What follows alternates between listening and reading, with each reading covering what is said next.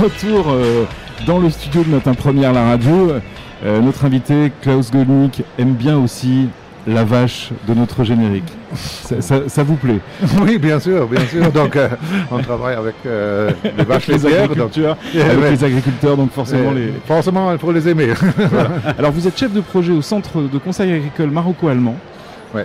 Alors, ça veut dire quoi? Ça veut dire que vous faites de la formation pour les agriculteurs? Oui, donc les CECAMA, le Centre de conseil agricole maroco-allemand, c'est le fruit d'une collaboration entre les deux ministères, le ministère de l'Agriculture de l'Allemagne et le ministère de l'Agriculture et de Pêche maritime du Maroc. Et ça existe depuis 4 ans. Donc on est installé dans le RAP, à Sidi Slimane. Et c'est là-bas où on fait des formations pour tous les acteurs du secteur agricole. Donc ça veut dire pour les gens des conseillers agricoles de l'ONCA, de l'Office national du conseil agricole, pour les techniciens des différentes fédérations interprofessionnelles et aussi pour des privés et pour des agriculteurs de tout genre, des petits agriculteurs comme aussi des grands agriculteurs. Et vous leur apprenez à faire quoi? La première, donc c'est la formation, donc ça veut dire on donne des formations sur la production de betteraves à sucre par exemple, sur la formation sur les cultures oléagineuses comme l'introduction de colza. Le colza était présent ici au Maroc dans les années 80, mais à un certain moment donné c'était abandonné en quelque sorte et donc depuis quelques années on travaille ensemble avec la Fédération Folia sur la réintroduction et donc et maintenant, donc, on est déjà à 6000 hectares, donc ça avance. Hier, le PDG de Cosumar était notre invité et on parlait justement de M. Fikrat. On parlait justement de cette culture de betterave et puis des petites exploitations, évidemment, et de l'importance de la formation de ces agriculteurs. C'est très important. Donc ce volet formation, pour vous, il est très important. Oui, c'est un axe majeur du plan Maroc Vert. Mais oui, donc c'est l'homme qui compte toujours. Donc c'est pas les machines. Donc c'est l'homme qui travaille et qui fait la réussite de la culture. Et donc de là, donc la formation est primordiale. Et donc, ce qui est aussi important pour nous, c'est la liaison entre théorie et pratique. Donc, ça veut dire, on est à Sidi Slimane, on est en salle de formation. Donc, on fait les formations en salle. Et après la formation en salle, on sort sur le champ pour montrer dans la pratique comment ça se fait, comment c'est appliqué dans la pratique. Thomas. Qui sont vos partenaires au Maroc pour avoir la bonne formation au bon endroit pour les bons agriculteurs? Comment vous faites ce travail de terrain pour identifier les besoins et ce que vous pouvez mettre en place? Oui, donc on travaille avec les différentes fédérations interprofessionnelles maintenant, dans tout ce qui est élevage. Donc on a signé une convention avec la FIMALE. Donc c'est les gens de FIMALE qui identifient les différentes associations et coopératives sur place et qui envoient aussi leurs propres techniciens inséminateurs pour passer des formations chez nous. Et on travaille aussi avec l'ONCA, donc ça veut dire notre partenaire au niveau institutionnel, donc c'est le ministère de l'Agriculture et de la Pêche maritime, mais au niveau de ce ministère, c'est l'ONCA qui est notre partenaire, donc qui envoie aussi des conseillers agricoles sur nos formations. Quel regard vous portez, vous, en tant que responsable de formation comme ça, sur l'agriculture en général au Maroc, et particulièrement sur ce volet humain qui est très important? Quel regard vous portez sur ce monde agricole marocain?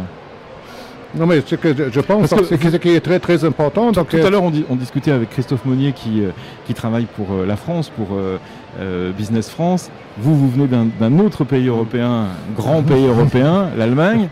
Donc quel regard vous portez? C'est intéressant de voir...